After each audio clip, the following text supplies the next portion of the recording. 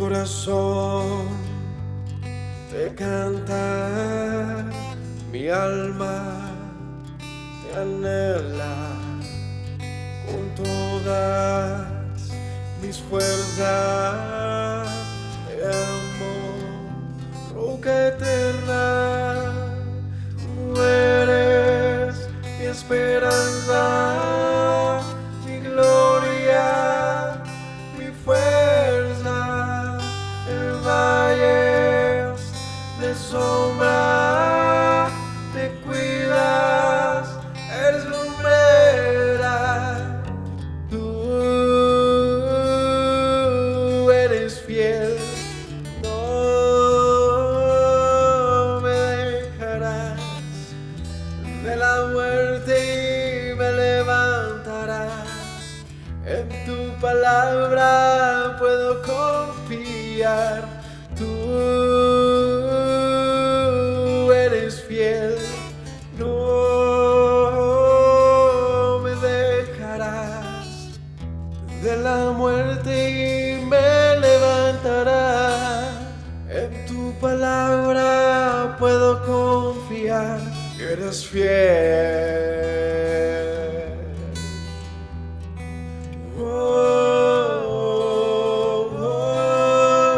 Mi corazón te canta, mi alma te anhela con todas mis fuerzas.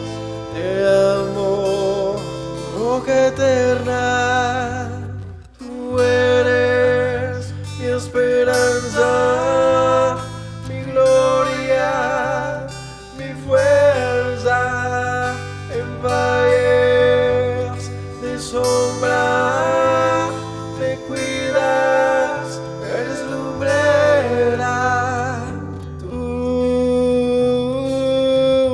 eres fiel, no me dejarás de la muerte y me levantarás. En tu palabra puedo confiar. Tú eres fiel, no me dejarás de la muerte y me levantarás. En tu palabra puedo confiar. Eres fiel, eres fiel. Tú eres fiel, no me dejarás de la muerte y me levantarás. En tu palabra puedo confiar. Tú eres fiel, no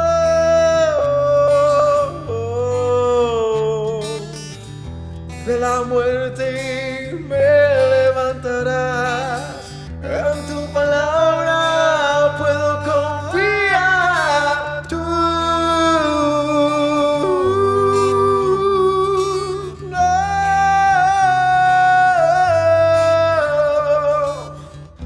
de la muerte y me levantarás.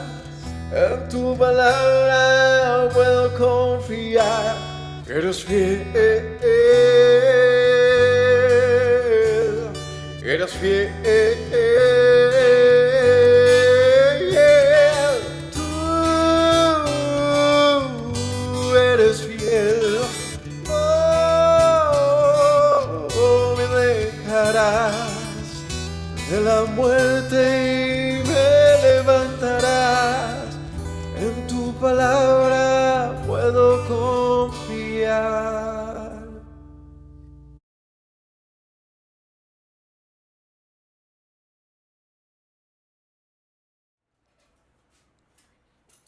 Shalom para todos mis hermanos, Yahweh los bendiga, bienvenidos a un estudio más de las Sagradas Escrituras. En lo particular de hoy haremos un estudio que tiene que ver con las santas convocaciones que se acercan, las que el Altísimo nos ha regalado para el tiempo de otoño, eh, que estamos por iniciar ya merito, o sea, no falta ni una semana. De hecho, esta publicación que entregamos para ustedes hoy tiene como propósito que nos preparemos, porque ya está encima la fiesta. Y es esta fiesta llamada de trompetas. Hoy haré un comentario muy preciso, muy conciso sobre esta festividad. También les dejaré aquí en el mismo video una alusión a un tema que ya tratamos hace un año. Hay una prédica un poco más larga, más extensa sobre este tema. Y voy a dejar esta más como para hacer un comentario en relación a cuándo celebrar las santas convocaciones y a, bueno, qué hacer para que estemos todos listos. Es una invitación realmente, extender la invitación para que no se nos olviden las santas convocaciones, para que las tengamos muy presentes, aclarar algunas cosas en este respecto y motivarlos a que, pues, a que celebremos. Así que bienvenidos todos, vamos a orar y a iniciar con nuestro estudio. Padre Celestial, te agradezco en esta tarde porque nos das la oportunidad, el privilegio de conocerte, Señor, de compartir de las enseñanzas que tú nos brindas, de los momentos especiales que tiene cada año, cada tiempo señalado, Señor. Yo te agradezco porque tú nos bendices, Señor, iluminándonos, Señor, con tu presencia, con tu palabra, Señor. Háblanos a nuestro corazón. Danos la fuerza para obedecerte en fidelidad, Señor, y para hacer todo lo que tú has ordenado, Señor, en tu palabra. Te agradezco en el nombre de Yeshua. Amén. Bueno, familia, como siempre, preguntas, inquietudes, las pueden dejar en la barra de comentarios de esta enseñanza.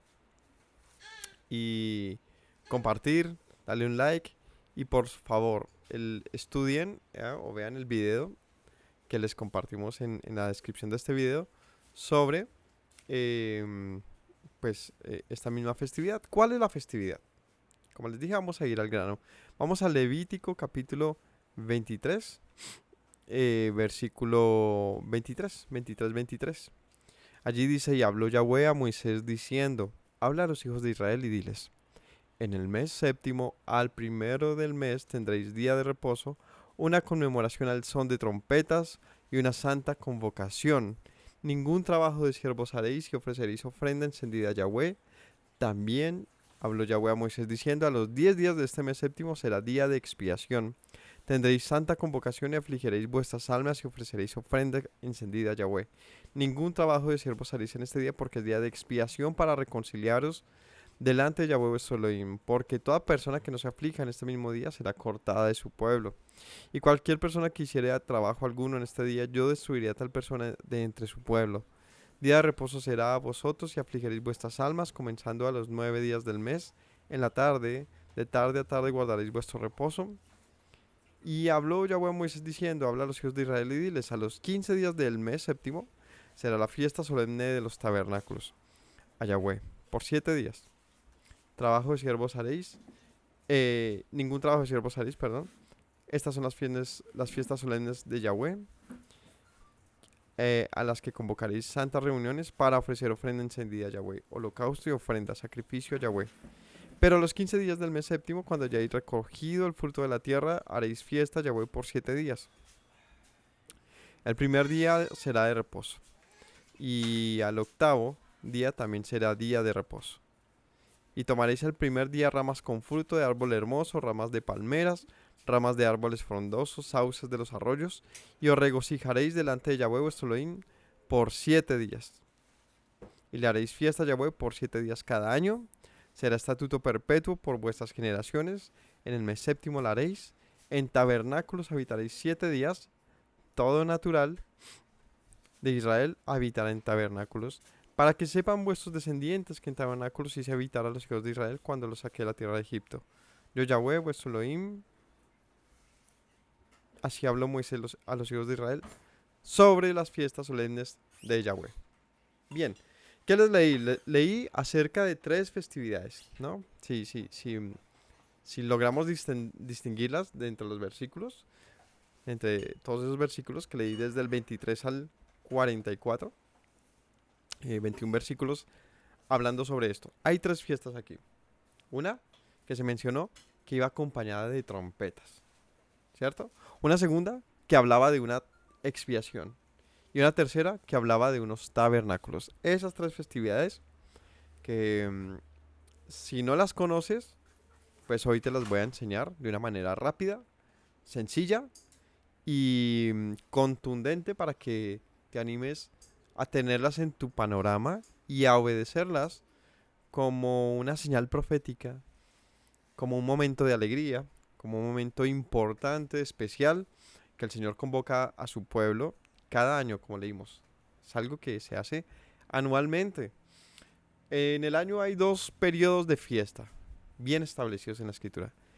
Del versículo 23 que leímos hacia atrás, es decir, hasta el versículo 1, se presentan las otras festividades. En total son 4 anuales, son 4 anuales, son 7 en total, 7 anuales, y atrás hay 4, del 23 hasta el 41 que leímos hay otras 3, que, ¿por qué no leí las anteriores? Porque ya pasaron este año, así que también les compartiré en este estudio una enseñanza sobre esto para que las puedan ver.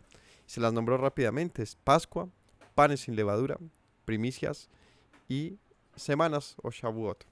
Esas 4 ya las celebramos este año, arrancan más o menos entre marzo y abril cada año y trascienden más o menos entre 2 meses hasta, hasta el verano.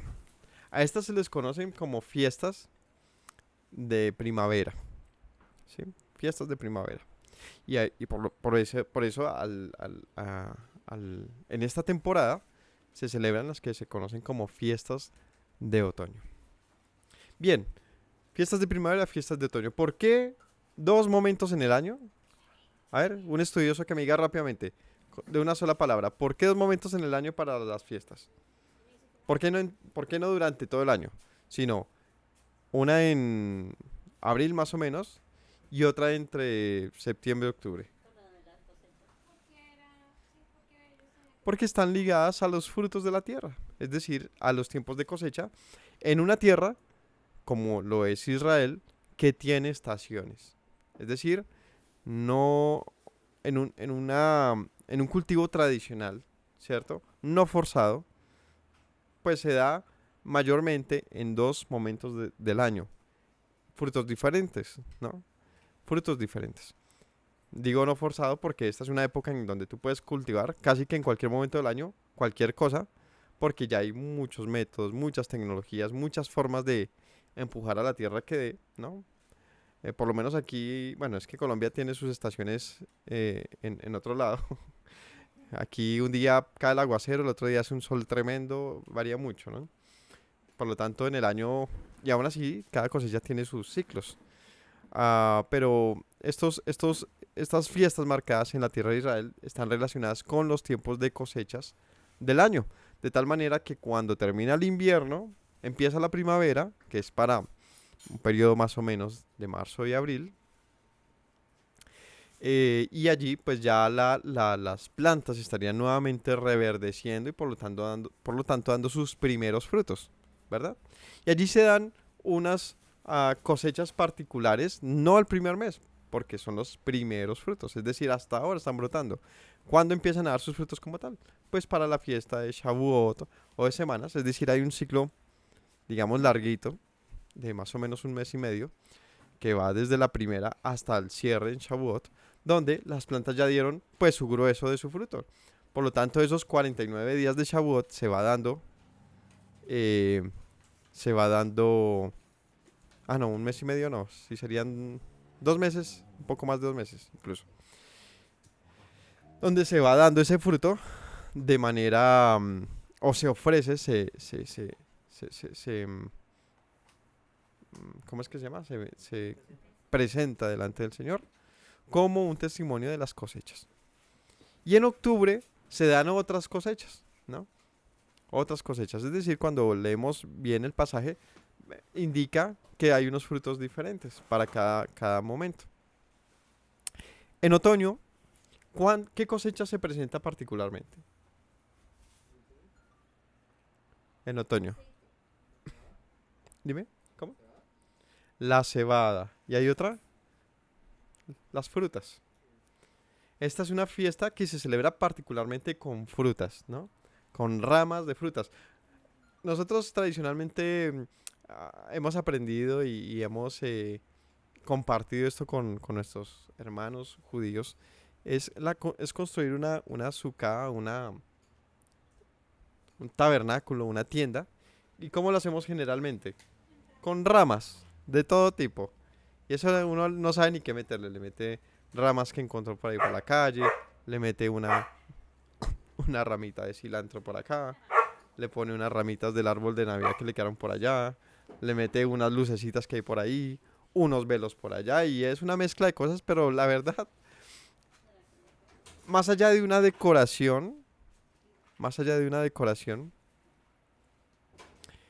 es la alusión a dos asuntos. Uno es las cosechas. ¿De qué? En este caso, de frutos. Y la segunda, ¿ah? Pues al paso del pueblo de Israel en el desierto y en esta vida, como algo pasajero. Donde lo ideal que fuera tener en esos tabernáculos, pues ramas con frutos. ¿Y cómo es un ramo con fruto? Pues en la escritura el Señor había prometido o había dicho que el pueblo entraría a la tierra y allí se darían diferentes clases de fruto, ¿cierto? Se mencionan 7 tipos de fruto, que incluye frutas, lo que llamamos frutas, pero un fruto es un término general que aplica para cualquier planta que da fruto, ¿no? Como el mismo trigo. El fruto del trigo de los trigales pues es el trigo, de la cebada, ¿no? Pero como tal las frutas, ¿no? Hablando de, por ejemplo, los espías cuando cruzan a la tierra prometida, no sé si recordamos, ellos trajeron una muestra de la tierra prometida y que traían un racimo de uvas, ¿sí? ¿Cómo creen que esto estaría en un azúcar? Pues el racimo completo. Es decir, la rama no valía, no, el propósito no era poner ramas, sino que tuviese una demostración de los frutos. Todo esto que les he puesto como hasta el momento como una introducción, es que veamos que están estas fiestas plenamente relacionadas con las cosechas de la tierra de Israel. En cierta manera, entonces, son una celebración sobre un bien recibido. Esto tiene mucho que ver con lo que he hablado en otras ocasiones sobre el tema de los diezmos, el tema de las primicias, ¿no? De las ofrendas mismas. Y todo estaba relacionado con la tierra de Israel. ¿Por qué? Porque fue una promesa. Sigue siendo una promesa. ¿Para quién? Para los hijos de Abraham. Así que está completamente conectado con esto. ¿Ah? Está completamente conectado con esto, con nuestro pueblo, con las promesas hechas a Abraham, nuestro padre. Así que, teniendo eso presente, entendemos por qué no se celebra en otro momento. ¿Por qué entonces al inicio del año y luego 7 meses después, ¿no? En el 7º mes, se retoman y se completa, se hace un ciclo que en este caso no es de un año de 12 meses, sino de 7 meses. Interesante. Que los años tengan 12 meses, pero las fiestas se celebran no en 12 meses, sino en 7 meses. Y que prácticamente terminan o culminan para un 8º mes, ¿no? ¿Sí lo notaron? Empieza el 7º mes, al día 10 está expiación, al día 15 empieza Shavuot y se cuentan 8 días, es decir, como para un día para Sukkot. Estos se contarían más o menos 23 días de fiestas, 23 días de celebraciones prácticamente si contáramos desde el inicio, dejando una semana libre para entrar al 8º mes, perdón. Y estos ciclos de 7 tan repetitivos para el 8º empezar, digamos, no necesariamente con un nuevo conteo, pero sí para terminar un ciclo de 7. Y, y terminar el año hasta el siguiente año, ahí sí completar los meses, pero vuelve a iniciar las fiestas con un tramo de 7 meses de distancia. Bien, habiendo dicho esto, es importante que entendamos el propósito de las fiestas. ¿Cuál es el propósito de las fiestas? ¿Qué dice la escritura acerca de las fiestas? ¿Ah?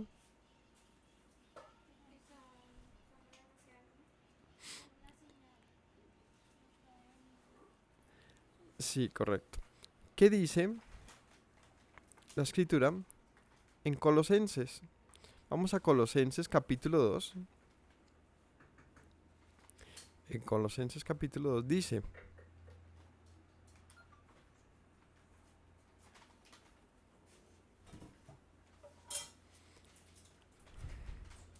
desde el versículo 8, mirad que nadie os engañe por medio de filosofías y huecas sutilezas según las tradiciones de los hombres, conforme a los rudimentos del mundo y no según Yeshua, porque en él habita corporalmente toda la plenitud de la deidad, es decir, de Dios.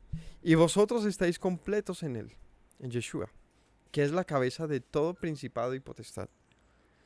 En él también fuisteis circuncidados con circuncisión no hecha a mano, al echar de vosotros el cuerpo pecaminoso carnal en la circuncisión del Mesías, sepultados con él en el bautismo, en el cual fuisteis también resucitados con él, mediante la fe en el poder de Dios que le levantó de los muertos. Y a vosotros, estando muertos en pecados, que en la incircuncisión de vuestra carne os dio vida juntamente con él, perdonándoos todos los pecados, anulando el acta de decretos que había contra nosotros y que nos era contraria, quitándola de en medio y clavándola en la cruz, y despojando a los principados y potestades, los exhibió públicamente, triunfando sobre ellos en la cruz.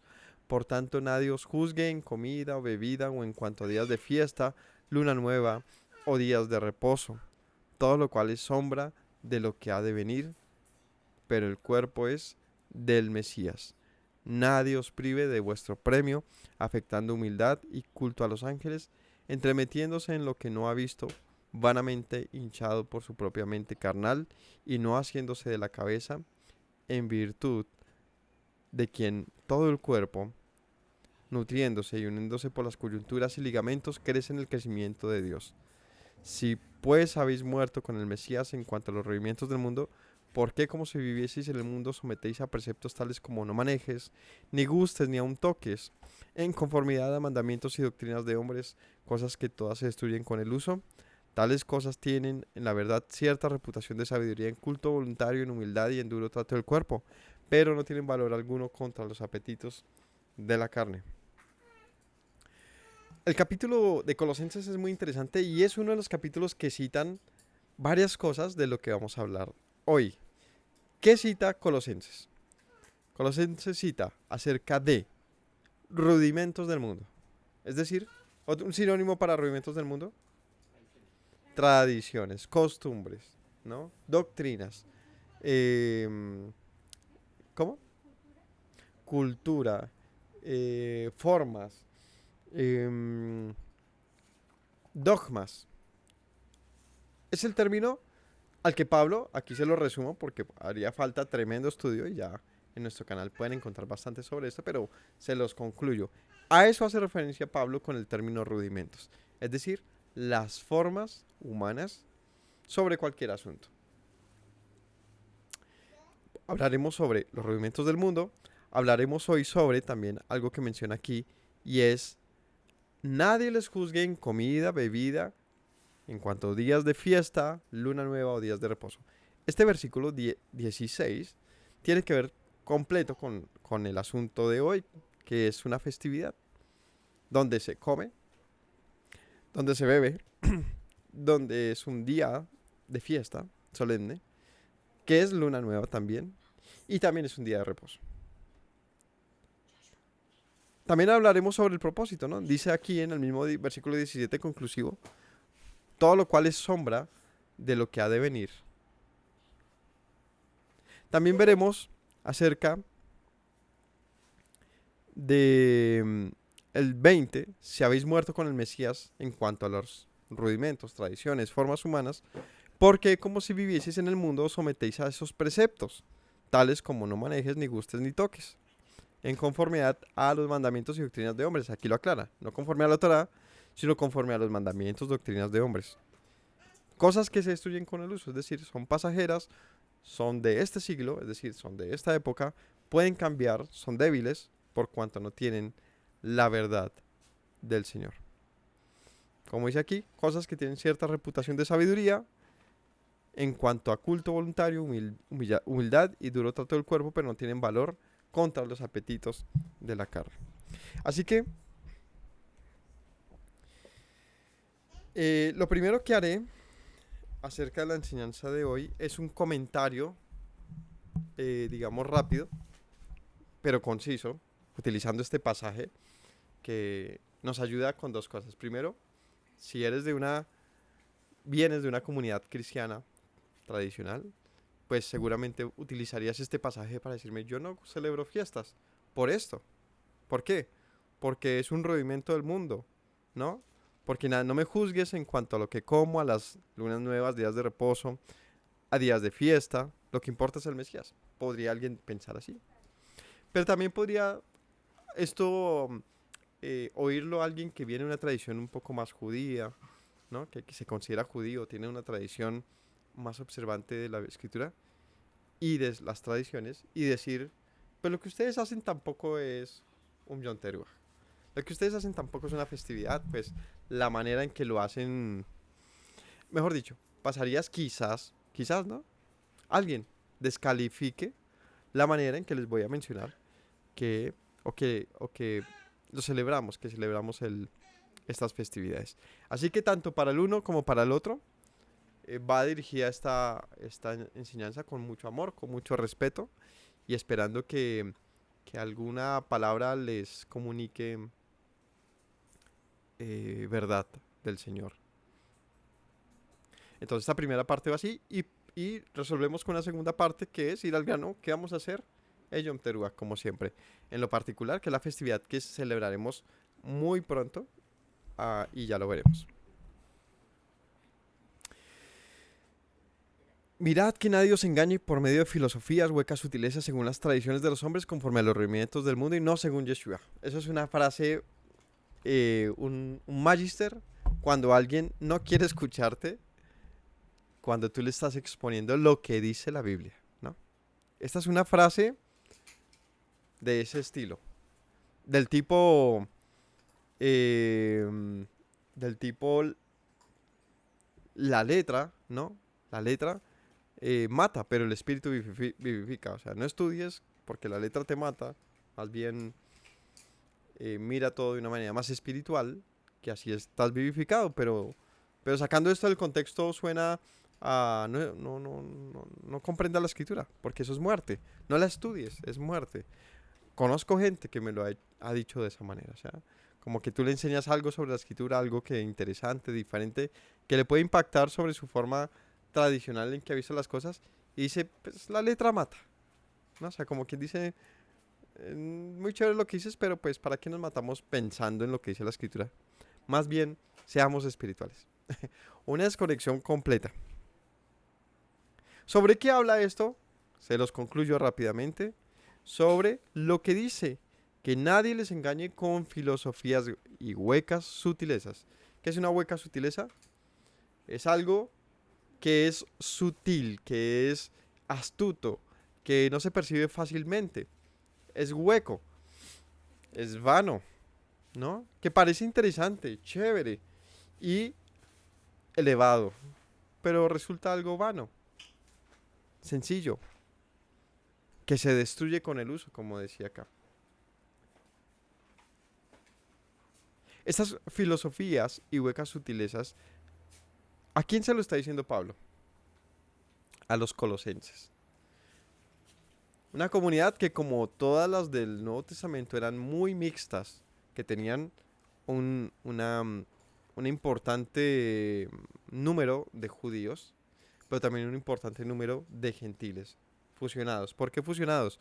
Porque eran personas que habían nacido en la pues en la galut, en la dispersión, nacieron en otros países, pero con padres judíos o con una tradición judía. Entonces conservaban su identidad, sus tradiciones, muchas de ellas, pero también se habían acostumbrado a compartir con sus vecinos gentiles, al punto que la conducta de estos era muy diferente a los que vivían en Jerusalén. Los de Jerusalén sí eran mucho más marcados en su forma de proceder, justamente porque convivían con judíos y porque se habían hecho de una forma un poco repulsiva contra las demás personas, ¿no? Ellos como que tú eres ya, estás muy lejos, ¿de dónde eres? ¿De Galilea? Estás aquí a 2 horitas, sabe que usted ya es muy gentil.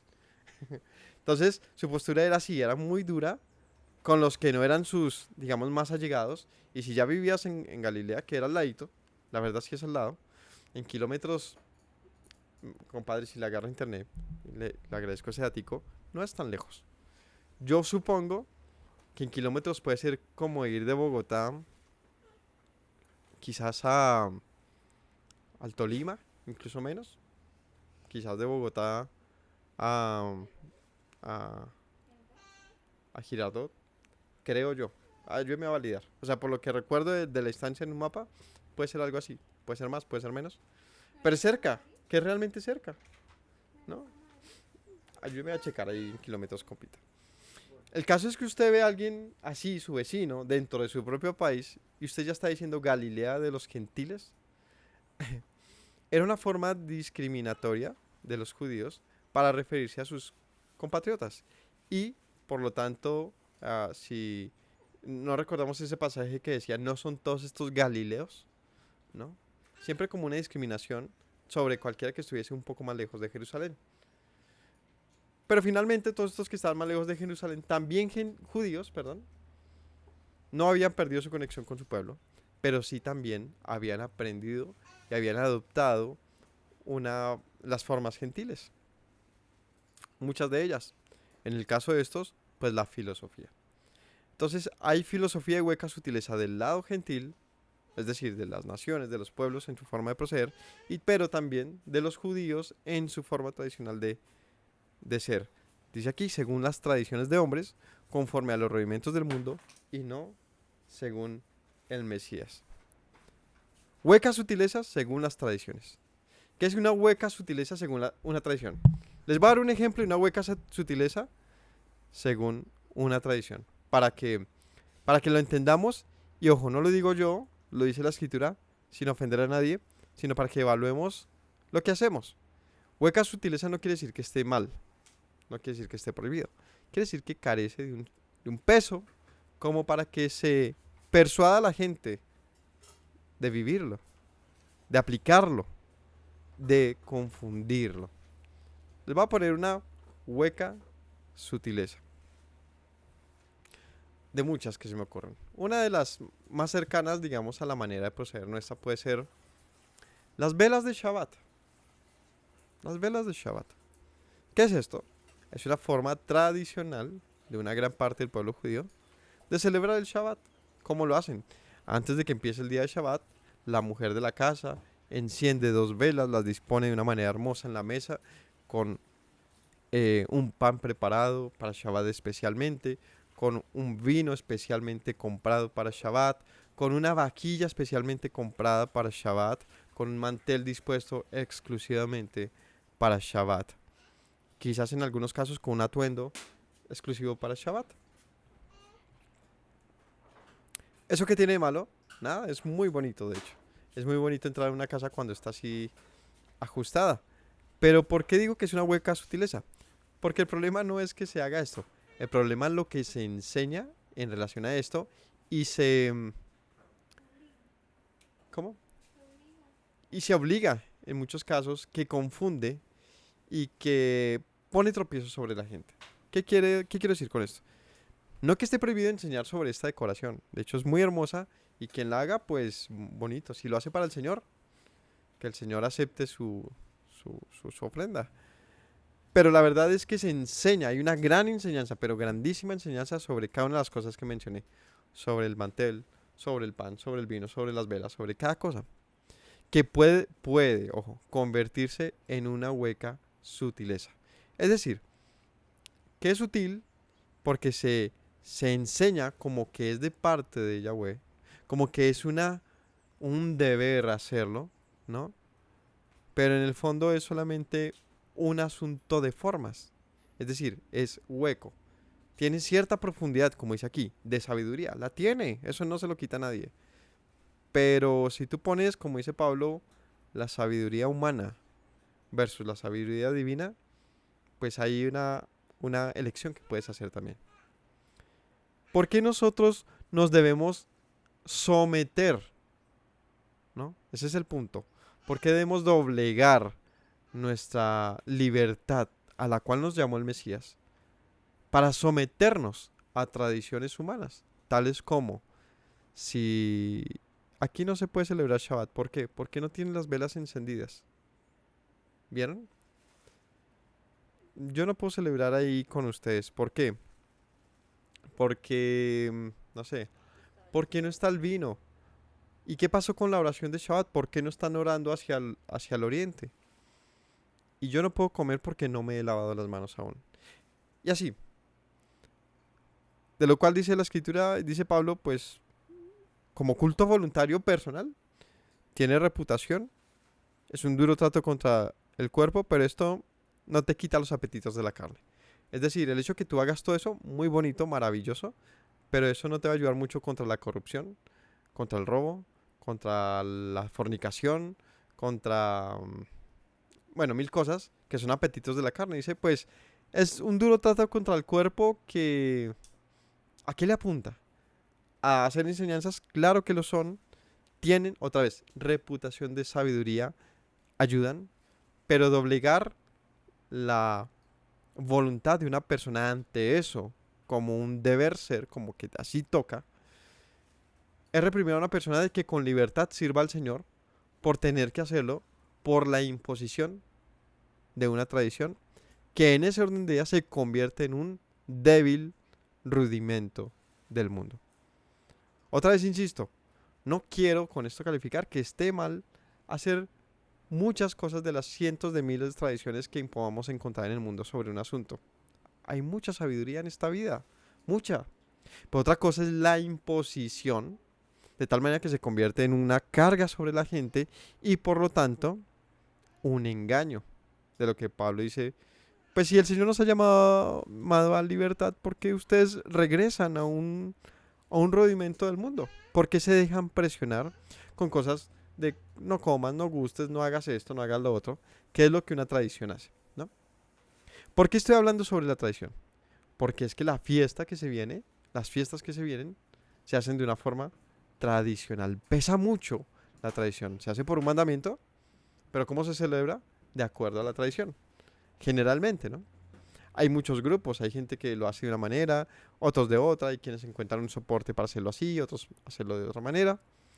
Pero finalmente, la mayoría obedece a ese asunto de cómo debo hacerlo. Y encuentran múltiples caminos de gente que te dice hazlo de esta manera y de otra, y se va por ahí. Hasta ahí no hay problema. El problema es cuando esto se convierte en un rudimento mundano del que tú te sientes obligado. Obligado. Así que, ¿por qué voy a dañar mi Shabbat, mi paz interior, mi día de reposo, por el peso de una tradición que me dice que si no tengo pan, que si no tengo vino o unas velas, no lo puedo hacer plenamente, ¿no? Lo digo porque es que hay corrientes o formas de pensar que son así, muy obligantes, ¿no? Entonces no tienes plata, no hay una panadería cerca o no pudiste comprar los ingredientes, se te hizo tarde porque llegas muy a justo de tu trabajo, no logras tener todo lo que quisieras tener en tu mesa y ahora no te sientes en paz a celebrar tu día Shabbat porque ahora tienes el cargo de conciencia de que no pudiste hacer lo que la tradición te requiere. Es a eso a lo que me refiero. O peor aún, o no peor aún, les pongo otro ejemplo para el otro lado, ¿no? Para el lado cristiano de esto. O del grupo de nuestros hermanos también entre la cristiandad. Y es, tú celebras Shabbat, me gusta mucho cómo lo haces, con tu pan, con tus velas, con tu vino, pero ¿sabes qué? Eso al Señor no le gusta que yo tome vino. Entonces, esa persona ahora siente un obstáculo para reunirse contigo porque tienes vino en tu casa. Y siente que está pecando contra el Señor por beber vino. Pero tú le dices, es que el vino es parte del Shabbat. Y entonces el hermano no guarda el Shabbat porque hay un vino en Shabbat. Ambos casos equivocados. Porque tú le estás imponiendo, bueno, hablo de los que lo hacen así, bajo imposición, ¿no?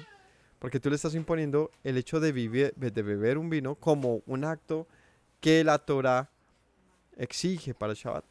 Y el otro también en contra de la Torah porque así lo cree, no participa del Shabbat porque piensa que no debe beber, aun cuando la Torah no prohíbe beber vino. ¿Cómo la ven? Dos rudimentos del mundo que son tropiezo para una persona. En su libertad cada uno puede no beber y está excelente. Es una buena lección. Pero también en su libertad cualquiera puede beber. ¿Qué prohíbe la escritura? Embriagarse. La crítica a la escritura es sobre la ebriedad. Pero la escritura menciona en muchos casos la alegría de compartir con un buen vino, ¿no? Entonces, por eso les hablo a ambos grupos como hagamos una pausa de la manera en que tradicionalmente vemos nuestras celebraciones y leamos la escritura. Porque si yo como un maestro de la Torah, como una persona que les enseña la Torah, me remito simplemente a dar mis opiniones, pues entro a ser uno más que podría estar dando una hueca sutileza. Y no quiero hacerlo, aunque claro, yo tengo mis propias opiniones, que se las puedo también compartir. Pero terminan siendo muy relativas y no las puedo garantizar como una verdad. De hecho, hoy les daré algunos puntos de vista, porque pues como congregación es una invitación a hacerlo, como un camino para hacerlo. Pero no porque precisamente la Torah nos dé claridad sobre algunos asuntos. Entonces, cuídense de las huecas sutilezas, ¿no? Por un lado dice. Ahora dice, en el versículo 13, a vosotros estando muertos en pecados y en la circuncisión de vuestra carne, incircuncisión les dio vida juntamente con él, perdonándoles todos los pecados, anulando el acta de decretos que había contra nosotros, que nos era contraria, quitándola de en medio y clavándola en la cruz, despojando de los príncipes y las potestades, las exhibió públicamente, triunfando sobre ellos en la cruz.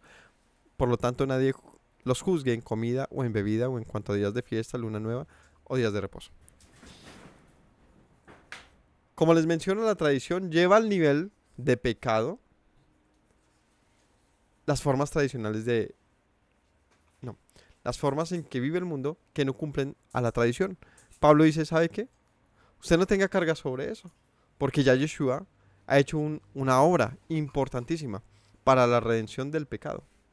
Si usted a eso le quiere sumar un peso que Yeshua no vino a pagar, pues ¿qué está haciendo? ¿No? Porque él no vino a usted a absorberlo por no tomarse un vino en Shabbat o por tomárselo. Porque él no vino a absorberlo sobre qué ropa usaba o no usaba. Él vino a traer paz y perdón y reconciliación sobre el quebrantamiento de la ley. Algo muy conciso, muy puntual, y es, ¿qué dice la ley? ¿Qué dice la Torah? ¿En qué hemos pecado? Por eso él dice, por lo tanto, que nadie te juzgue en lo que comes y bebes en cuanto a días de fiesta, luna nueva y días de reposo. Ahora sí, ¿qué tipo de juicio se está hablando aquí?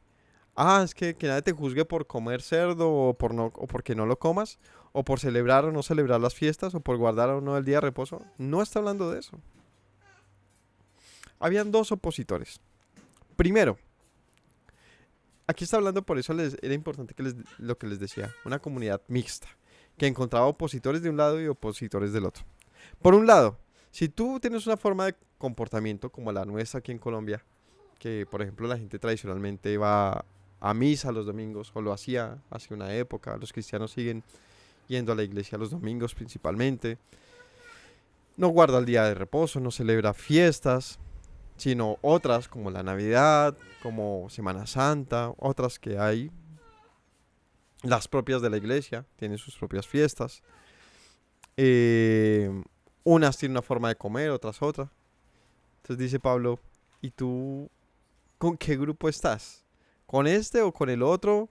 ¿O con este también? ¿O con este? Pues que nadie te engañe ni te persuada de vivir de una manera restringida acerca de la comida, bebida, fiestas, lunas nuevas y días de reposo. ¿Por qué? Respuesta rápida y sencilla. Porque ya la Torah te indica cómo comer, cómo celebrar, cómo guardar el día de Shabbat. Entonces, aquí uno en Colombia, con su forma tradicional cristiana o atea, pues, ¿qué pasa cuando empiezas a celebrar Shabbat? Te juzgan. Entonces él dice, pues que nadie te juzgue por celebrar día de reposo, luna nueva, días de fiesta, comida o bebida. Porque tú dices, pues yo ya no como cerdo. Uy, sí, qué fanático, ¿no? Ay, pero eso es solo un pedacito de carne. No sé, cualquier cosa te pueden juzgar por eso. Pero también del otro lado, ¿no? ¿Cuál lado? Del de la prohibición. Pues eso, comer de manera kosher, eso no es para ti, es para nosotros, ¿no? Los de esta tradición. Eso de las fiestas, lunas nuevas, días de reposo, no, sigue tú con tu forma. Eso no es para ti, porque eres un gentil. Y es de los que te prohíben acercarte a esto. O te juzgan porque tú celebraste, listo, te dicen, no, claro, tú también eres un hermano nuestro. Pero te ponen la condición. Si vas a guardar de reposo, hazlo de esta manera o de aquella. Si vas a comer, si vas a preparar un alimento, pues hazlo de esta manera que tradicionalmente hacemos nosotros. Las recomendaciones son hermosas y las agradecemos. Es que ese no es el problema. Insisto, el problema es la imposición y por lo tanto el juicio que se emite por algunas comunidades y congregaciones o formas acerca de cómo algunos hermanos en libertad obedecen mandamientos tales como fiestas, lunas nuevas, días de reposo y comer. ¿Vale? Así que dice el apóstol algo muy bonito, nadie te prive de tu premio, afectando humildad y culto. Si has muerto con el Mesías en cuanto a los rudimentos del mundo, es decir, cuando tú vienes a Yeshua como maestro, pues mueres a tus viejos maestros. ¿Qué es esto? No que ahora menosprecias a los que han sido tus maestros, no, no es eso. Y esto no es es que hay tanto sectarismo, tanto odio entre religiones, sectas, formas, que todo suena golpeado y como tratando de menospreciar al otro. Sino quiero es que entendamos qué es lo que la escritura nos dice. Y es que si tú te has acercado a Yeshua y ahora él es tu maestro, pues la opinión, la recomendación, la tradición, la forma que otros tengan, resulta ahora insuficiente, ¿no? Háganos una pausita ahí, porfis.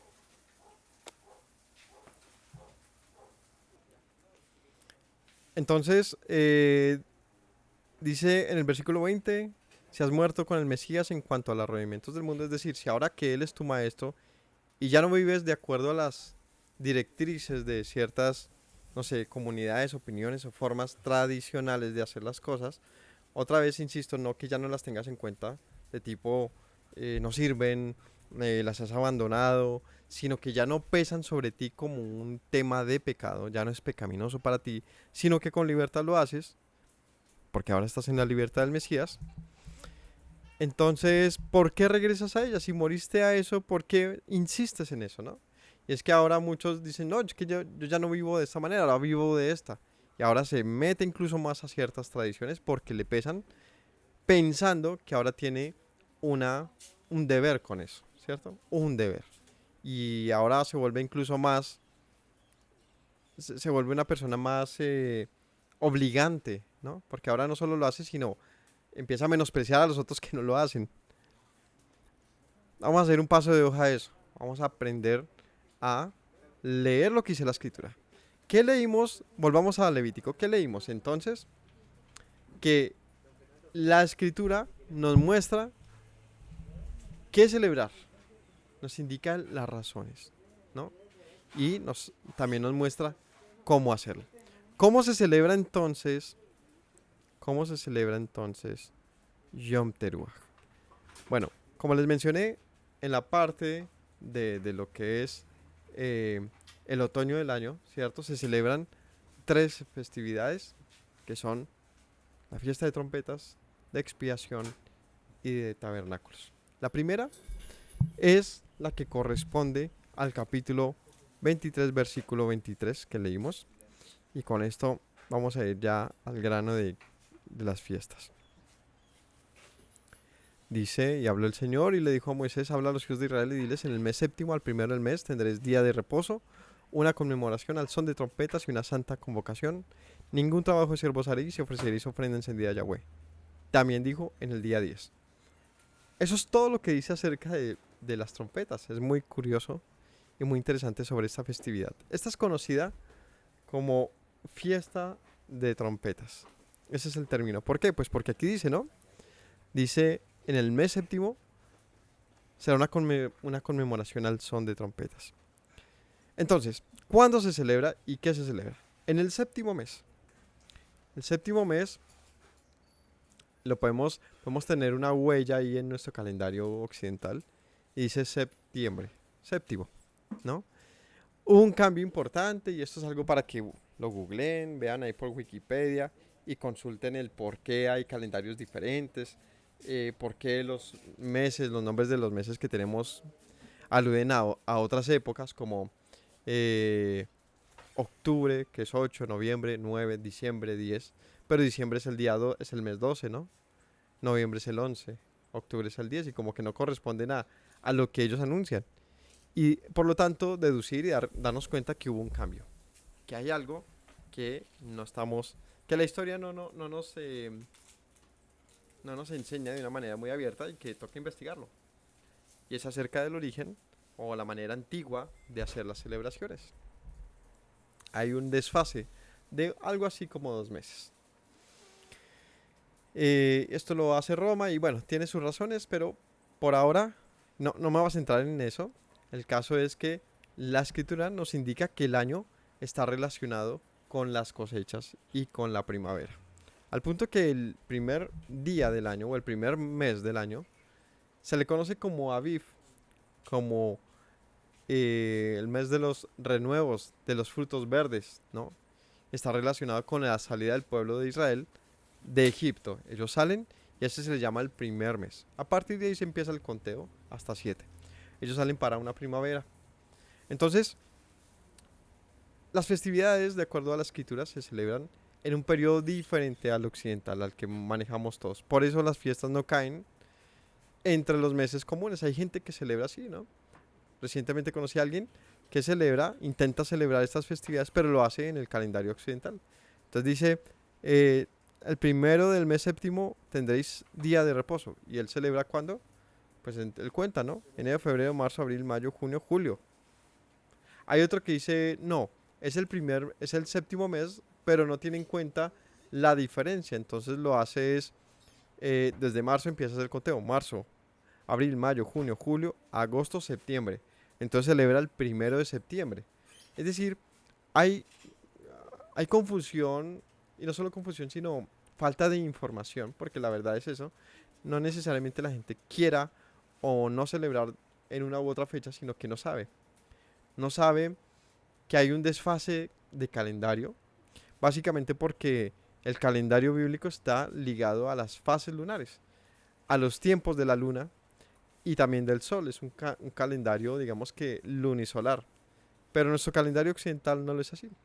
Es un calendario plenamente solar y tiene está establecido de una manera incluso científica y tradicional para cumplir. No, científica no, tradicional, para cumplir con otros intereses. Entonces, que coincidan estos dos, pues no es fácil. Al punto que también la tradición judía ha creado un propio calendario hebreo, que no necesariamente es lunisolar. Es decir, sí, se guía por completo la luna y el sol, pero no es preciso con esto, porque también atiende a otros intereses marcados por la forma de la tradición. Es decir, ¿qué dicen los maestros en relación a esto? Con propósitos de que las fiestas y todo coincida con los tiempos que ellos vean mejores, no con una diferencia abismal de meses, pero sí pasando por alto algunos días, es decir, corriendo la fiesta un poquito para adelante, un poquito para atrás. Entonces, cuando uno investiga a fondo, por ejemplo, yéndonos ya diciendo, listo, se tiene en cuenta el calendario de la Biblia, ¿cierto? Que inicia más o menos entre marzo y abril, es decir, con la luna nueva que se marca allí. Ahí empiezas tú a contar los meses. Y llegan los meses. Y entonces, ¿cuándo es el inicio del mes? Entonces, de esto encuentras cualquier cantidad de opciones, ¿no? Hay gente que dice el inicio del mes es cuando hay un despunte de la luna. Hay otros que dicen, no, pues el inicio del mes es cuando la luna está negra. Otro dice, no, pues es cuando realmente se alcanza a ver el despunte completo de la luna. Tienes que contar. Y bueno, empiezan diferentes opciones acerca de esto y por lo tanto se generan tradiciones. Y lo más curioso es que, por ejemplo, en el caso judío, ellos tienen esta forma, se supone, tradicional, que es con el despunte de la luna. Pero no siempre lo celebran al despunte de la luna, sino de acuerdo a lo que su calendario preestablecido indica.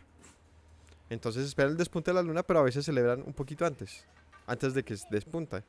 Cuando hablo de despuntar es cuando empieza la creciente de la luna, ¿no? Está la luna nueva, que es cuando está negra, cuando no irradia el reflejo del sol. Y en la medida que pasan los días, ella empieza a dejar un porcentaje de vista del sol hasta el día 15, cuando la luna es llena, que es cuando hay un reflejo completo y por eso se ve hermosa, completamente blanca. Pero eso es algo que se da de manera progresiva todos los días, ¿no? Más o menos del día 1 al día 2 hay una visibilidad de un 5%. ¿Sí? Ese es día a día se va viendo un poquito más de la luna. Y acerca de este punto es donde vamos a hacer aquí la primera parte de cuándo celebrar, y es, ¿nosotros qué? ¿Cómo celebramos? Y esto lo digo como respuesta a una petición que un hermano muy querido nos hizo me compartió un video de también un canal muy bueno de YouTube, enseñanzas muy bonitas sobre esto, y el hombre decía, se reafirmaba en que la celebración se debe hacer con el despunte de la luna. Entonces, pues como nosotros aquí en la congregación hemos tradicionalmente, puedo decir tradicionalmente, ahorita dio la explicación, lo hemos hecho cuando la luna está negra, es decir, cuando no se ve. Entonces esta persona me dijo, bueno, y ten en cuenta esto, me pareció muy interesante y los aportes que hace este canal son muy buenos. Pero entonces, viendo eso, que hay muchas, digamos, formas de verlo, vamos a hacer nuestro comentario y nuestra postura, ya que aquí sí es necesario utilizar el tema tradición. Vamos a verlo. ¿Qué dice la escritura? En el mes séptimo, al primero del mes tendréis día de reposo. ¿Cuándo es el mes séptimo? Pues ya hicimos el conteo, ¿no? Empieza la primavera y se cuentan 7 meses. Pero ¿qué es el primero del mes? Este es el punto que se convierte agudo. Identificar el séptimo mes no es difícil, pero ¿y el primer día del mes cuál es? Si les acabo de decir que el mes hebreo es lunisolar, es decir, se corresponde directamente con la luna, la pregunta es, ¿en qué momento y en qué estado de la luna se cuenta el inicio del mes? El término para en el mes séptimo al primero del mes, aquí donde aparece alguna señal. Bueno, el primero del mes dice Had Hadash o Hodesh, que es el término que utilizamos, ¿no? Uno dice, de hecho, es Rosh Hodesh, ¿cierto? Cabeza de mes. Pero el término bíblico es Had Hodesh, primero, el día 1, en lo particular, del mes, Jodesh. Y este término Jodesh, ¿qué significa? Cuando miras el Strong, que es un diccionario bíblico, te dice luna nueva. Pero, ¿realmente significa luna nueva? La verdad es que es una interpretación por extensión. ¿Qué quiere decir esto? Que el comentarista que hace el diccionario dice, Jodesh significa nuevo. Pero si está hablando de tiempos, pues por lo tanto significa un día primero, un día nuevo, donde esto inicia. Si está hablando de meses, pues está hablando del mes. Por lo tanto, los meses son lunares, luna nueva significa Jodesh. ¿Me hago entender? Es decir, no necesariamente la traducción literal de Jodesh sea luna nueva, sino que es una palabra que representa a la luna renovada por el significado de Jodesh, que es renovar, es nuevo, ¿no? Y aquí viene la palabra Hadash, que la hemos oído en el Nuevo Testamento, ¿no? El Brit Hadashah, el pacto renovado, el nuevo pacto. Así de sencillo, la palabra significa nuevo. ¿Por qué se asume que es luna nueva? Porque los meses tienen que ver con la luna. Pero no estrictamente, Jodesh significa despunte de luna o una luna vacía, sino me está hablando de un periodo, el séptimo mes. Así que si tenemos presente que la escritura, en cada uno de los momentos de la escritura donde menciona la palabra mes, dice es Jodesh. Una pausita ahí. Chao. Entonces, el término Jodesh significa nuevo en un diccionario cualquiera y como palabra hebrea significa nuevo. ¿Cuándo sabemos que es un mes? Por tradición. Rosh Jodesh, cabeza de año, de mes, perdón. Que Rosh es cabeza, Jodesh habla de nuevo, de un nuevo. Es decir, es una palabra que representa los meses porque se renuevan cada ciclo lunar, ¿vale? Porque luna no se dice así. Luna no se dice Jodesh. El caso es que este video que me compartieron, esta persona relacionaba el término Jodesh con el despunte de luna con el siguiente argumento que también me parece bueno, pero que se los dejo también para que lo mediten. Él dice, el término Jodesh significa nuevo, por lo tanto algo que se revela, que se muestra. Si la luna despunta, pues está revelando, se está mostrando. Tiene sentido pensar que sea nueva porque se está viendo. Por lo tanto, no tendría sentido pensar que una luna es nueva cuando no se ve, porque no se ve, justamente, no se ha renovado, dice él. Y él basa también mucho en una crítica a la manera tradicional de nuestro pueblo, no lo hace de mala manera, de hecho, ¿se acuerda cómo se llama el canal, compadre? Es el de este muchacho colombiano. Hazak Behemat se llama, es muy bueno, tiene estudios muy interesantes, pero ahorita les explico por qué podemos tener alguna diferencia en algunos temas como este. Continúo y ya voy al punto de la diferencia. Entonces él dice, con el despunte, pues, tendría más sentido de hablar de la palabra Hadash, que es renovar, es decir, una luna que se acabó y entonces se renueva, ¿cierto? Y ahí vendría el tema de Hadash. Y a partir de eso, él disiente mucho de la tradición judía. ¿Cuál es? Él dice, por ejemplo, pongamos un ejemplo, entre a cualquier página judía y ponga nuevo mes. ¿Y qué le sale? Como imagen, una luna despuntada. Es decir, una luna negra, pero que tiene un arito, un despunte, una línea blanca que demuestra que está empezando a nacer. Pero usted cuando lee lo que dice el texto sobre las fechas, no necesariamente esa fecha coincida con el día en que la luna despunta. Entonces él dice, pues ellos ¿por qué lo hacen así? Porque tienen tradiciones. ¿Cuál es la tradición? Pues que ya hay un calendario marcado, que ya existe desde hace mucho rato, donde ellos organizan el día en que se marca como el día 1 de los meses. Por lo tanto, el día puede variar. A veces es en luna negra, luna nueva, o en el primer día de despunte, o incluso un poco más allá. Porque depende de la manera en que ellos en su tradición y a sus propios intereses religiosos necesiten que varíe. Entonces hay días de la semana en la que no debería caer una luna nueva, por lo tanto lo corren. Días como un Shabbat, por ejemplo. Entonces pues no sea luna nueva un sábado, sino más bien el domingo o el viernes o cosas así, ¿sí me hago entender? Es decir, hay manipulación, no estoy diciendo que sea mala, no estoy diciendo que no quiero utilizar un calificativo con esto, porque simplemente son formas tradicionales, ya que, y aquí quiero hacer, es por la razón por lo que tengo una diferencia con este canal en este sentido. De lo contrario, todo lo que dice el hombre me pareció muy bueno ese comentario. Pero sí, el punto es que finalmente la escritura no da claridad sobre cuándo es el inicio de un mes. Simplemente dice luna renovada.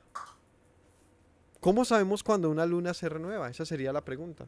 Ya que la escritura lo coloca de tal manera que se asume que una persona sabría cuándo una luna es renovada. Es decir, es un término que está sujeto a la forma cultural en que este pueblo, más bien, no cualquier pueblo, en que este pueblo veía el inicio de un mes. Para ellos, ¿cuándo sería una luna renovada? ¿Tiene sentido el del despunte? Claro que lo tiene. Pero tiene sus argumentos también en contra, que es lo que quiero que validemos. El primero es, dice él, por ejemplo, ahorita, ¿cuándo es luna nueva? La próxima luna nueva es este domingo. Es de domingo a lunes. Es pasado mañana. Que sería el 25, ¿cierto? De septiembre. Ese es el que aparece en una aplicación que tú puedes encontrar o en internet. Escribe cuándo es luna nueva. O sea, científicamente. Cuando la luna está plenamente en grado cero de iluminación del sol. Así es como lo buscas. Y te aparece que es el del domingo al lunes. Es decir, esa noche. Dice este muchacho. Y de hecho, si buscas la forma tradicional judía, también lo van a celebrar esa noche. Que por eso él dice, pues aquí hay un problema de ellos de manipulación. Porque dicen, pues la luna, el día inicio de un mes, se da con el despunte de la luna. Pero lo celebran cuando no hay despunte de luna. Entonces él dice, pues no hay coherencia, ¿no? Y hace una crítica sobre eso que me parece importante de tener en cuenta, más no necesariamente justa razón la tradición. Es decir, ellos no lo hacen meramente porque sea bíblico hacerlo así o no, sino porque es su forma tradicional de hacerlo. Pero forma tradicional no significa que sea bíblica o verdadera. Entonces, simplemente es una forma en que ellos lo hacen, como cada pueblo lo hace en su manera.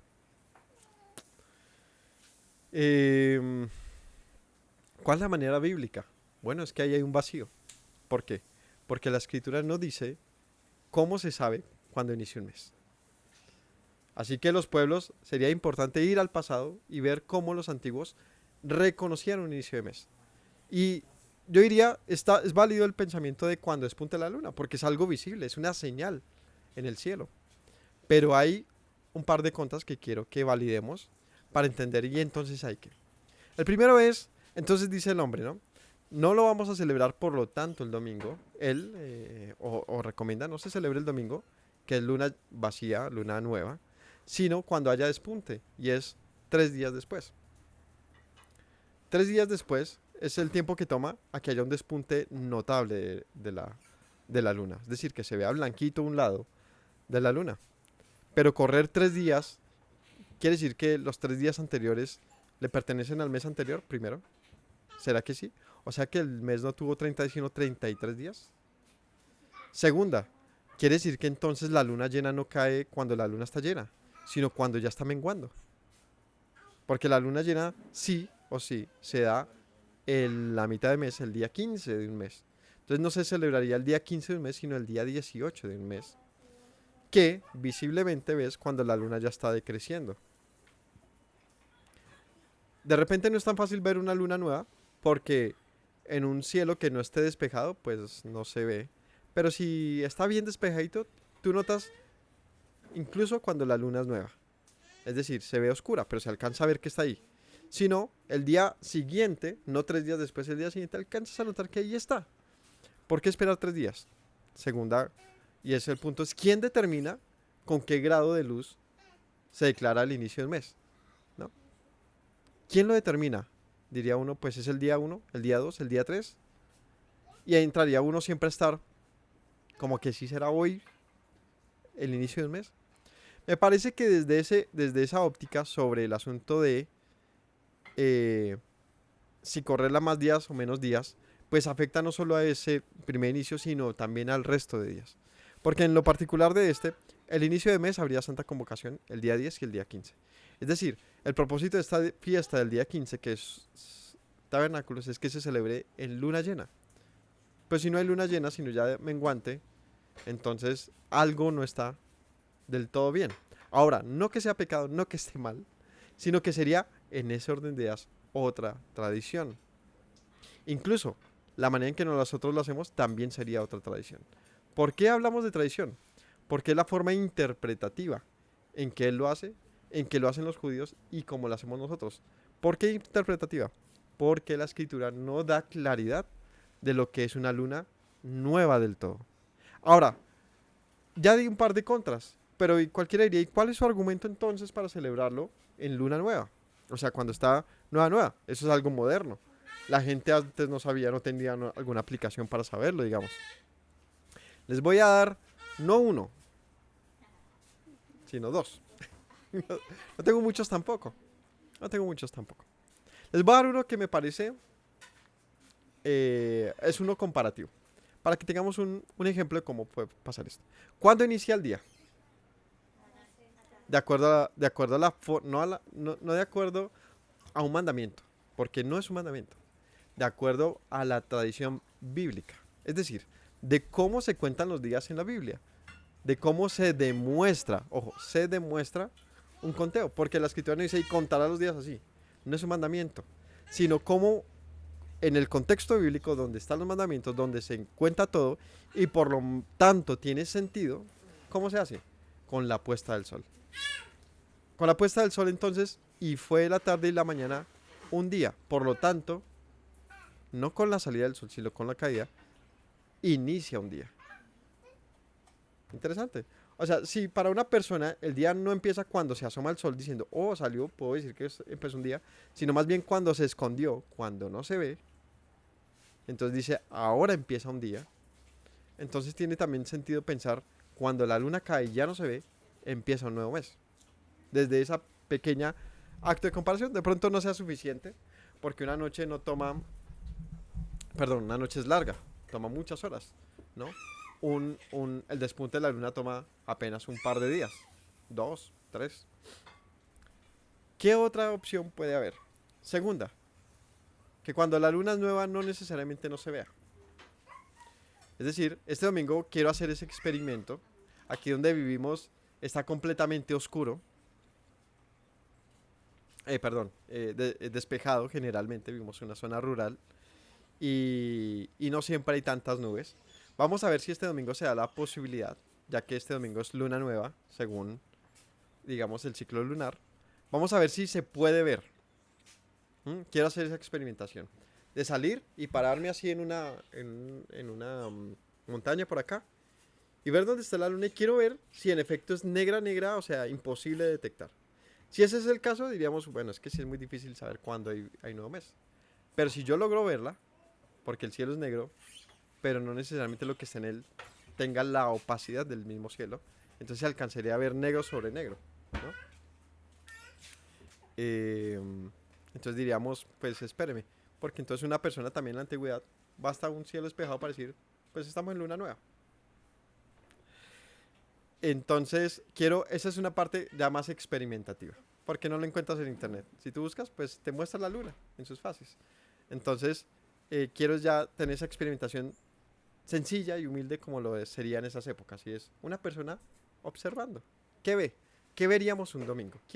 Y si no, quiero verla el lunes, el martes y el miércoles para comparar este comentario, o reforzarlo, justificarlo incluso, sobre los otros múltiples comentarios que podamos encontrar en internet y pues tener una postura pues clara, sencillamente, que nos muestre un camino. Ahora, no estoy diciendo que sea malo celebrarla de acuerdo al calendario judío, tampoco quiero decir que sea malo celebrarla de acuerdo a este comentario, este muchacho que también me pareció muy bueno sobre el despunte de la luna, pues tampoco es malo celebrarlo con la luna nueva que marque la luna nueva, es decir, una luna negra.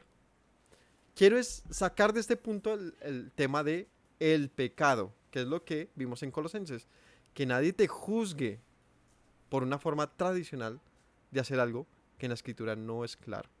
¿Me hago entender? Que la escritura no te describe con puntualidad, porque la Biblia no dice cuándo hay una luna nueva. Uno entonces interpreta que una luna nueva puede ser cuando hay un despunte. Otro puede decir la luna nueva es cuando no ha despuntado, ¿no? ¿Y qué otro comentario? Pues hay uno que es el más fuerte y es el que hemos utilizado en muchas ocasiones, o con el que nos basamos, y es el punto de lo que Colosenses mencionaba sobre lo cuales son sombra de las cosas por venir. Las fiestas, días nuevos, las fiestas señaladas son sombra de lo por venir. O sea que aluden a algo mayor. ¿Y a qué aludiría la fiesta de trompetas si no es un anuncio con bocina, con trompeta, sobre la venida de nuestro Mesías? Sobre esto hemos hablado también mucho y es una fiesta que anuncia al Mesías, que lo anuncia hasta que llegue, que lo anuncia hasta que llegue. De tal manera que es un día que nadie sabe, es una luna oculta, es un día que todos esperamos y que anunciamos hasta que llegue. Era que se toca la trompeta en ese día, pero el resto de días ya hay luna, es decir, se anuncia un inicio de mes en el día primero. Y de esto hemos hablado mucho de anunciamos la venida del Mesías hasta que llegue y él vendrá al sonar de trompetas. Sería una luna que ya inició en ese orden de días, ¿no? Cuando él llegue. Pero es que no ha llegado. Estamos anunciando su venida. Sobre un día que se desconoce, que no se sabe, y eso es lo curioso. Que los anuncios que hace Yeshua sobre su venida es que son inciertos. Es que velen porque no saben. Entonces es muy interesante. También podríamos interpretarlo como que, vea, es que no sabes, pero puedes vigilar porque sabes que se va a manifestar, por lo tanto es una luna despuntada. Y ahí podemos divagar sobre eso. Pero la verdad, volveríamos al mismo punto de, finalmente eso no es una verdad que podamos en ninguno de los casos pues sustentar. Simplemente se convierte en diferencias doctrinales. ¿Cuál es el punto clave aquí? Celebrar al séptimo mes en el primer día del mes. Hay diferencias sobre saber cuándo es el primer día de mes. Tú le celebras un día, el otro al día siguiente, el otro quizás el día anterior, pero no porque no quieran celebrarlo en el primero del mes, sino porque tienen diferencias sobre la manera en que se interpreta cuando es un inicio de mes.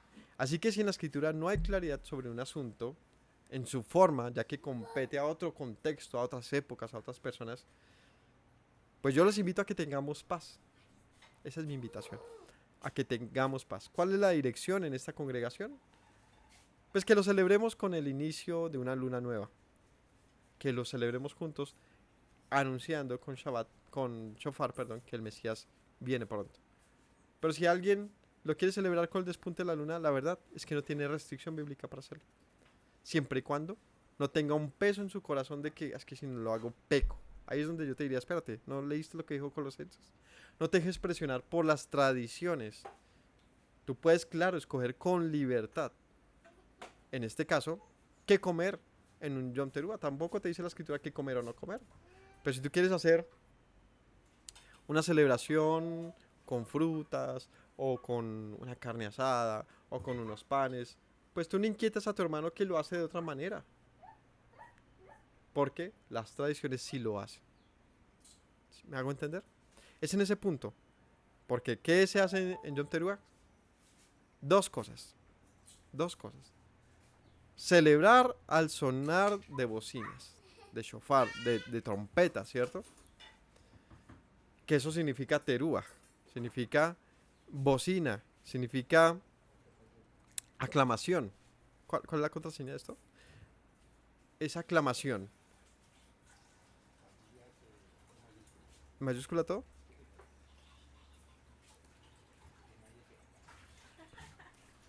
Espérenme un segundito que se me cerró.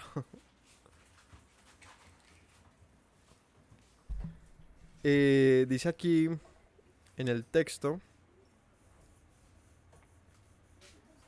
Entonces dice 6, 23, 23, ¿no?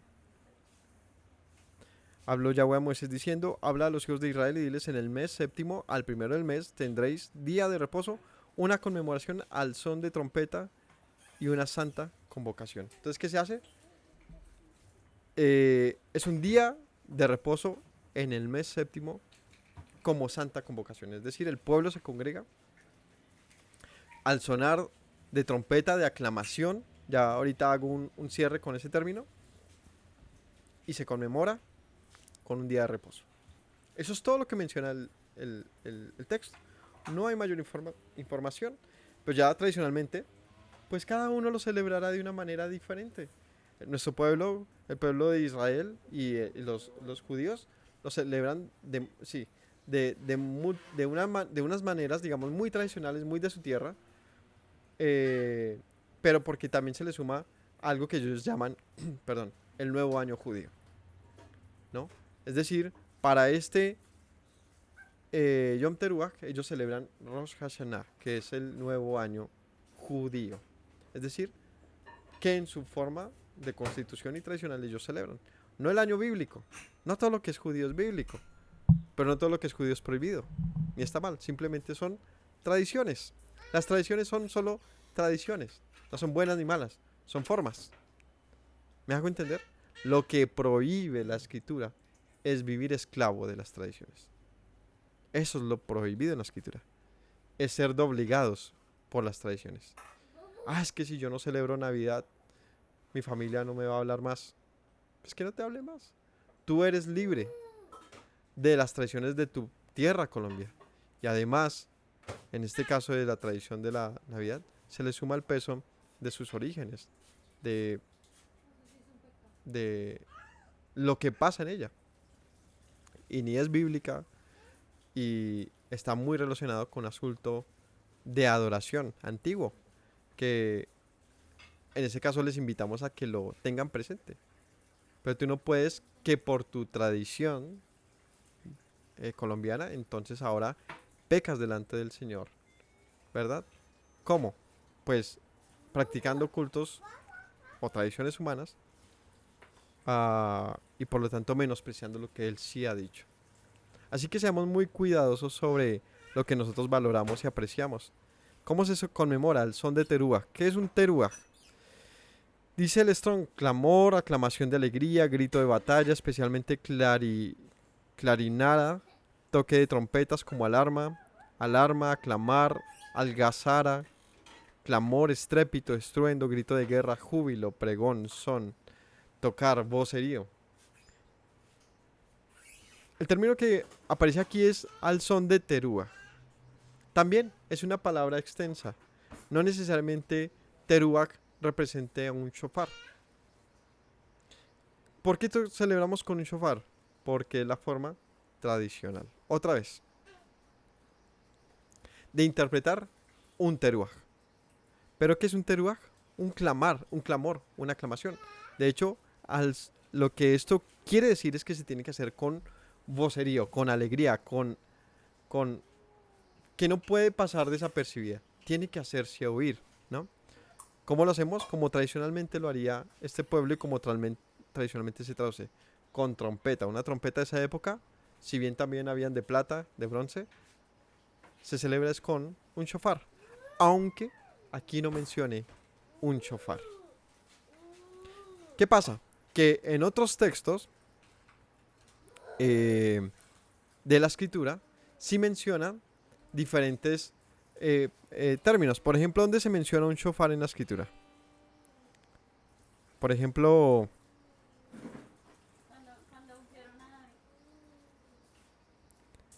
espera, cuando ungieron a David, a Saúl, perdón.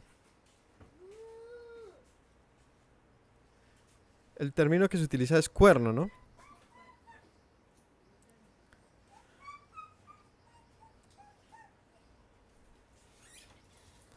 Cuerno, por ejemplo, en Josué, cuando toquen prolongadamente el cuerno, la palabra para cuerno es querén, de carnero, Yobel. El pueblo gritará a grande voz. Aparece en diferentes ocasiones, por ejemplo en Daniel.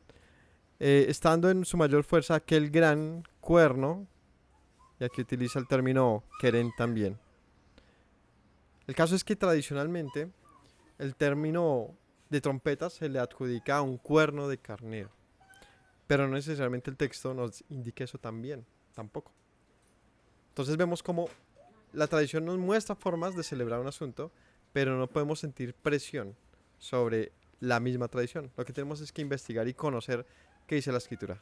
Lo que sí es un mandato es celebrar ese día en conmemoración, juntos, con alegría, en algarabía incluso, en el buen sentido de la palabra, es decir, haciéndonos oír. Un shofar es un excelente instrumento para eso. Nosotros tenemos shofar. Me presta ahora sí su shofar, compita. Y en esto, por eso les digo, con libertad. Hacemos como nuestros hermanos judíos y celebramos con este shofar, con estos shofar. Este es un shofar de carnero. Son así, son pequeños, sencillos. Dan un sonido no agudo, pero sí más agudo que los de antílope, que son largos. Y es la manera tradicional que nuestro pueblo lo ha hecho por muchas generaciones. Este es otro cuerno de carnero, ¿sí? Entonces sonamos nuestros shofars. Tenemos 3 aquí donde vivimos y seguramente nos parquearemos aquí, que suene, que retumbe por toda Colombia. ¿Cómo se toca el shofar? También es algo que tú no encuentras en la Biblia, lo consultas en la tradición. Insisto, y con esto cierro, la tradición no es mala. Bueno, no todas, hay tradiciones de tradiciones, ¿no? Pero en general, no busca hacer un pueblo corrompido, ni vivir mal, ni impío. Las tradiciones no buscan eso. De hecho, las tradiciones buscan, en su mayoría, la intención de quienes las ponen es la santidad de una nación. Pero la escritura sí te prohíbe vivir de manera obligada, de manera doblegada a las tradiciones. Las tradiciones solamente te muestran una forma de hacer las cosas. Así que, ¿qué hacemos generalmente cuando llegan las fiestas? Venga, busque ahí cómo los judíos hacen pan. ¿Cómo hacen recetas? ¿Qué recetas tienen? ¿Cómo lo hacen? Nadie lo hace como Frisbee lo hace, ¿no? Así que, en ese sentido, tengamos libertad, mis hermanos. Esa es mi invitación, a tener libertad. Pero que ninguna de las tradiciones te pese. Ay, es que no tengo un cornero en un cuerno en mi casa. Tengo que pedirlo, comprarlo por internet, porque si no, no estoy celebrando Yom Teruah. No dice eso la escritura. Tú puedes coger tu computador, un parlantico y poner ahí un sonido de shofar. Y si no, pon unas buenas alabanzas y cántalas con alegría y con... O sea, el caso es que no pase desapercibido, que tengan que decir, venga, llamo a la policía porque ese señor está que canta ya duro. No, mentiras.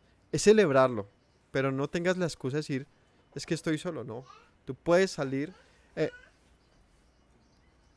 y notar que un nuevo mes ha empezado y celebrar que es el 7º mes. Aún, o más bien, incluso con esta nueva evidencia y aporte último que les dije, y es, anuncia al Mesías. Anuncia al Mesías. Así que anuncia al Mesías. ¿Cómo dice la escritura? La esposa y el espíritu dicen, ven. Eso es lo que uno aclama entonces en un Yom Teruah. La tradición no la aclama así. ¿Qué aclama la tradición? Pues que un nuevo año ha empezado. Entonces ves el peso de la tradición. Hay un gran desvío porque ya no tiene importancia entonces el Yom Teruah, es decir, la fiesta del Señor, sino una fiesta tradicional judía. ¿Cuál es? La del Año Nuevo Judío. Así que cuando tocas el shofar no estás anunciando un nuevo año judío, no te equivoques. Estás anunciando el regreso del Mesías, la convocación de un pueblo para el día del juicio incluso. un pueblo que está lejos, ¿no? Es una fiesta muy hermosa. Yo les invito a todos que la celebremos este domingo. Si tú la quieres celebrar al despunte de la luna, no hay ninguna restricción bíblica para ello. Hazlo, pero siéntete libre en tu corazón. Lo que sí les digo que no es coherente y no es bíblico es que lo celebres pues fuera de ese rango de tiempo. No lo celebres en el 1 de septiembre, porque ahí sí, pues no es bíblico. No que esté prohibido, sino que no concuerda, no tiene nada que ver con el texto, por lo tanto, pues no estaría celebrando esa fiesta. Estaría celebrándola fuera de su instrucción, y es el séptimo mes, que era el séptimo mes para ellos, no el séptimo mes tuyo, ¿no? Sería forzar a que esto quepa. Es como cuando tú dices, no, es que Yeshua nació en diciembre, porque pues yo creo que fue así, ¿no? El Señor sabe. Y como que lo resumes así, lo llevas para ese lado, pero no, tú no puedes simplemente mezclar las cosas y decir, el Señor me las tiene que aprobar. Tienes que más bien esforzarte en investigar, tienes que esforzarte en entender lo que dice la Escritura, porque si bien hay muchas cosas que no son muy claras, sí se pueden descubrir, sí se pueden reconocer, sí se pueden amplificar y por lo tanto uno sentirse con paz en su corazón a la hora de celebrar. Así que en el caso de esta congregación celebraremos este domingo por la noche y bendecimos a los que lo celebren el día siguiente o al siguiente, pero estoy seguro que lo harán es dentro del rango de lo que es una luna nueva, que finalmente es a lo que alude este asunto. Todos anhelamos la venida de nuestro Mesías. Todos lo anhelamos y lo anunciaremos al sonar de un shofar, como una representación de este terúa, tocar de trompetas. Así que, mis hermanos, gracias por acompañarnos. Lo haremos este domingo a la puesta del sol, es decir, tipo 6 de la tarde, más o menos. Ahí estamos empezando. Haremos una transmisión y pues ahí espero que puedan compartir con nosotros. Gracias por habernos acompañado en este estudio conciso. No, es difícil que lleguen a ser cortos, pero sí creo que fue claro en varios aspectos que pueden ser inquietantes acerca de esta festividad. Que el Señor los bendiga y los esperamos entonces en el Shabbat, ¿no? Porque ya se viene el Shabbat. Hoy es viernes, ¿cierto? Estoy perdido. Hoy es viernes. Ahorita empieza el Shabbat. Mañana estaremos celebrando, pero viene otro Shabbat que es este domingo en la noche, así que no se pierdan que este es un fin de semana por todo lo alto. Bendición para todos. Me presento nuevamente, mi Rey, mi buen Señor. Mis pasos se han desviado, necesitan dirección. En tu amor me he refugiado, Yeshua, pues así al Padre puedo hoy decir. Me presento nuevamente, mi Rey, mi buen Señor. Mis pasos se han desviado, necesitan dirección. En tu amor me he refugiado, Yeshua, pues así al Padre puedo hoy decir. Abba, Padre, Baruch atah, Señor Dios nuestro Rey de eternidad. Abba, Padre, Baruch atah, Adonai Eloheinu melech haolam.